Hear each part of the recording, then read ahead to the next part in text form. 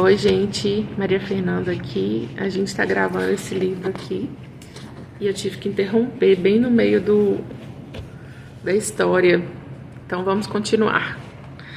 Outra história muito divertida de banheiro aconteceu na fábrica que o Mário trabalhava em Changchun, durante a obra do prédio. Antes de nos mudarmos para a China, quem contou ao Mário foi o colega que ele substituiu porque se aposentou. Deve ter acontecido em 98 e 2000, e isso faz uma imensa diferença, já que a China teve um desenvolvimento gigantesco após esse período. Historiando a obra e percebendo que não havia banheiros ocidentais, ele pediu ao responsável que providenciasse ao menos 2 vasos sanitários para quando os visitantes estrangeiros viessem à fábrica. Um no banheiro masculino e outro no feminino. Claro que nem passou pela cabeça explicar nada. Depois de um tempo, foi perguntar se haviam instalado e se estava tudo certo.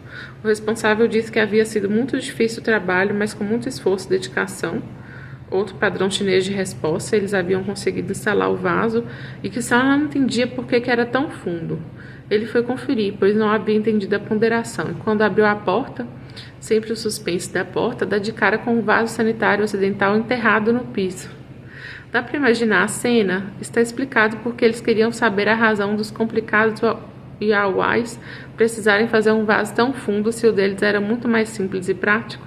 Sim, isso aconteceu, de verdade. Agora, o próximo trecho. Coisas que a China mudou na minha vida.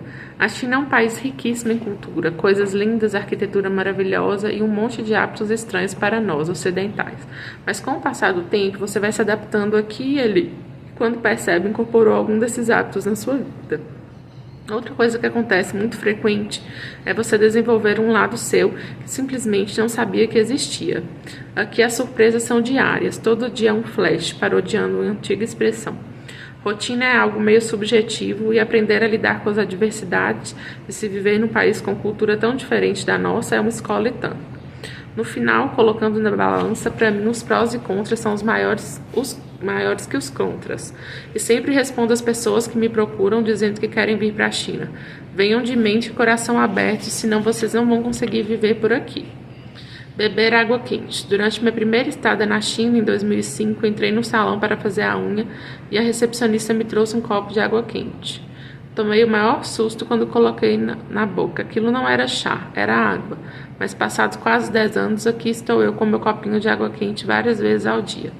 E quando vou ao Brasil, quase enlouqueço, porque não sai água quente do bebedouro. Usar botas UGG. Sempre achei essas botas o cúmulo da falta de estilo. Eu, com minhas dezenas de sapato alto, incluindo chinelo de praia, não conseguia sequer me utilizar usando aquele negócio que parece mais uma pata de elefante. Pois é, sabe o frio? Então, não existe coisa mais gostosa para se utilizar no dia a dia do que as UGGs, horrorosas. Meu padrão estético não mudou, só minha capacidade de adaptação ao conforto da vida real. Tirar os sapatos antes de entrar em casa. Na realidade, na minha casa não tiro a porta e nem peço para ninguém tirar.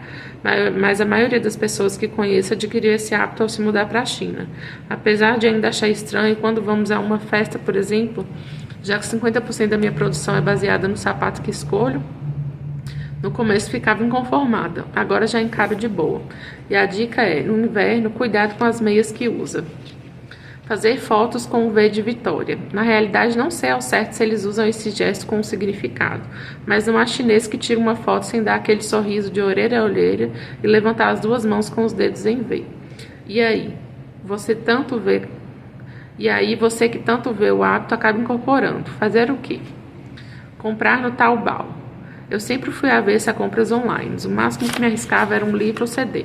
Mas aqui tem o Taobao. Aí todos os seus conceitos sobre compras online mudam. Principalmente porque ninguém está vendo que não tem olhos puxados e não inflacionam o preço. E tens que reconhecer que se algo funciona perfeitamente na China, isso se chama Taobao, que é o mesmo dono do AliExpress. E aí você pode comprar tudo o que você imaginar. Brinco que se quiser dá para comprar até uma mão nova. Hoje compro quase tudo online. E como chineses, estou na rua e vejo algo que gosto, fotografo, chego em casa e vou vasculhar o site até encontrar. Ter muito dinheiro na carteira. Até que atualmente está mais simples pagar suas compras com cartão de débito, mas de uma maneira geral é necessário ter sempre dinheiro vivo na carteira. Muitos locais ainda não aceitam os cartões e fica impossível comprar, especialmente em locais fora da bolha que é Xangai. Olhar para todos os lados ao atravessar a rua. Sim, mesmo numa rua de mão única é necessário olhar para frente, para trás, direita e esquerda, e mesmo assim a possibilidade de ser atropelado por uma bicicleta ou uma scooter elétrica é imensamente maior que sua atenção. Na realidade, recomendo que essa precaução seja tomada assim que se abre a porta para sair de casa ou de uma loja. Aqui a calçada não é lugar de pedestre somente. A faixa de segurança é algo como decoração no asfalto, fica a dica.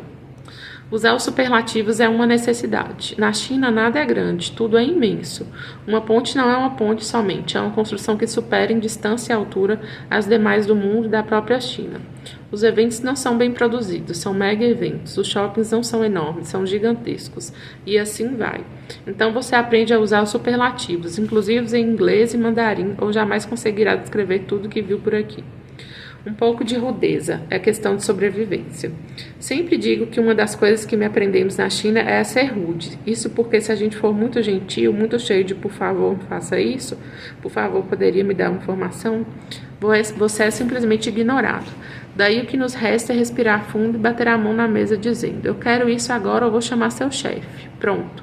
Parece mágica, tudo acontece num piscar de olhos. Sinceramente, não me sinto confortável com isso, nem acho engraçado, mas é a realidade.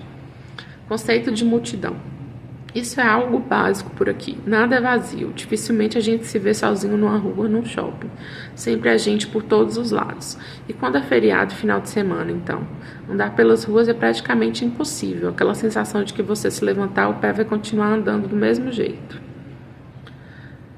Aperfeiçoando a paciência. Olha, ou você desenvolve seu lado zen aqui, ou terá um infarto por dia. A lógica deles não tem a mínima lógica para nós.